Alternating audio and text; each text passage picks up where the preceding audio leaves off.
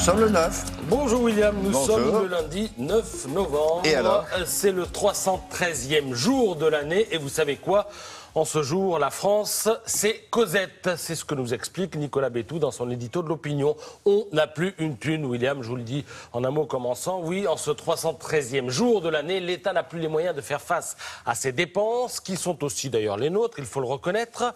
Il nous reste 52 jours à tenir d'ici la fin de l'année et pour tenir, il va falloir s'en remettre à l'endettement. Plus tard, il faudra payer les intérêts de la dette et pour ce faire, peut-être augmenter les impôts, etc., etc. Vous connaissez la ritournelle par cœur, on vous la sert quasi quotidiennement sur les ondes. Donc, en ce jour où la France est symboliquement rebaptisée Cosette, le Figaro publie sous la plume de Marie Viseau un long papier sur les efforts à la fois nécessaires et dérisoires que la grande maison spécialisée dans la chasse au gaspillage, j'ai nommé Bercy, fait entre ses propres murs. Pour donner l'exemple, oui, aux finances et au budget, comme ailleurs, on fait des économies, mais ça confine parfois au dérisoire. Alors ici, c'est un fonctionnaire qui se fait sucrer son abonnement au Financial Times, alors qu'il a besoin des infos de ce quotidien prestigieux pour analyser la situation économique pour le ministre. Là, c'est un agent qui revient d'un contrôle fiscal en province et à qui on refuse le remboursement du péage et du parking. Il y a même un chef de service à Bercy qui a dû se fendre d'une note demandant s'il était normal qu'il achète lui-même le papier toilette. Vous lirez ça ce matin dans le Figaro. Alors je vous le dis... Quelle a été la réponse? Oui, bien sûr. On n'a pas la réponse dans le Figaro. Alors je vous le dis, la France en ce moment c'est Cosette, mais parfois Cosette fouille dans son placard, regarde sous le matelas et trouve des sous.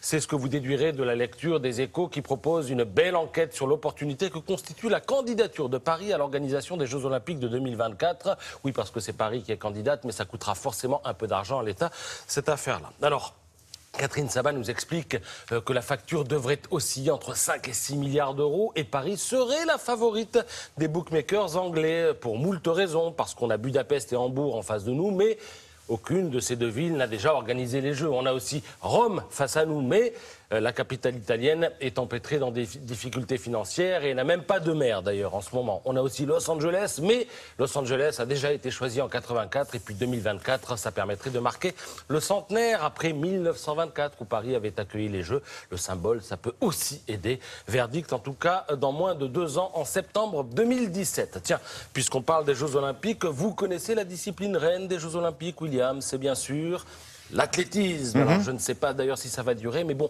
disons que l'athlétisme, vous allez en entendre parler aujourd'hui, pas quand bien.